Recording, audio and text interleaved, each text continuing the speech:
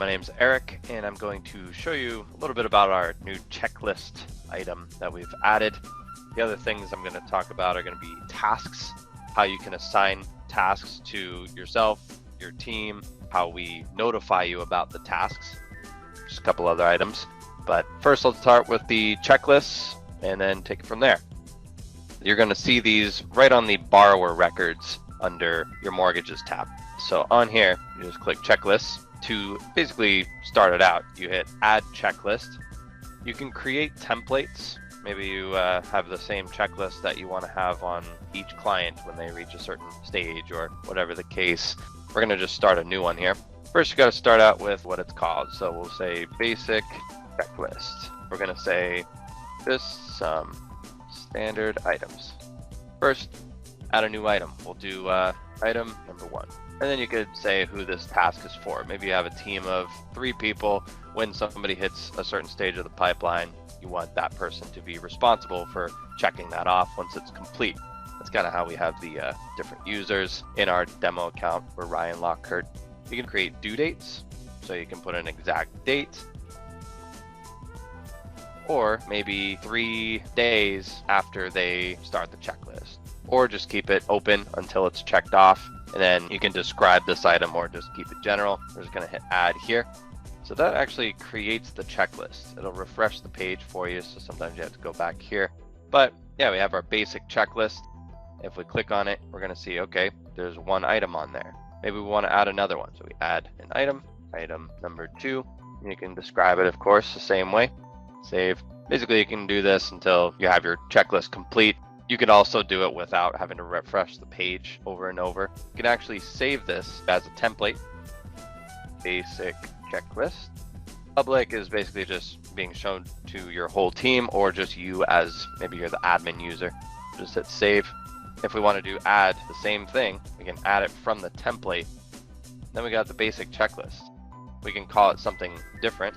And of course, it's going to have the same items here that we had previously, but it's a separate set. It's basically your list here, and you can collapse it just by clicking on it. But as you check it off, of course, it gets crossed out. Okay, now we only have item 2 to go. And then once they're both checked off, it's technically a completed checklist. So you can show, okay, our completed checklist. And it should just show that one. Yep, so here's our basic one. If we do only our active ones, it should be the other one. Checklist number 2. So that's pretty much all there is to it. You can also view your archived ones, so ones you've already completed previously. You can just pull them up and see when those were completed and created. I'm going to switch over to tasks. So there's a few ways to do tasks. Personally, my favorite is going to be on an automated basis. In this example, we have maybe a lead come into the database. We can automatically put them on some kind of lead campaign like this one. You'll notice these different intervals as far as when things go out. And we have these different methods. So of course we have the outgoing content, but then you can actually put tasks in place, maybe immediately, which is the 1, day 3, day 5, just to have that consistent follow-up strategy. So anytime a lead, in this case, is in the lead stage for 3 days, you're going to get a notification. It'll say, hey, borrower A is in the lead stage for 3 days, time to give them a call. So it kind of looks something like this, going to you. So you can get an email copy. You can also get a ping in your mobile app. We also have something called the Daily Digest email that gets sent to you. And then you'll also see it in the dashboard. It's basically where all of your tasks are, kind of your home page, really where you want to go first thing in the morning just to see what your day looks like. So if we were to have a task scheduled, whether it was automated or manually done, which I'll show in a sec, it's going to show up right here. If we go back to that contact, say we want to manually add a task. So we were on the phone with them. They said, hey, yeah, give me a call. We'll do Thursday at 1 o'clock. So you add task. Again, you can create a task for other people on your account. We'll do Thursday at 1 o'clock.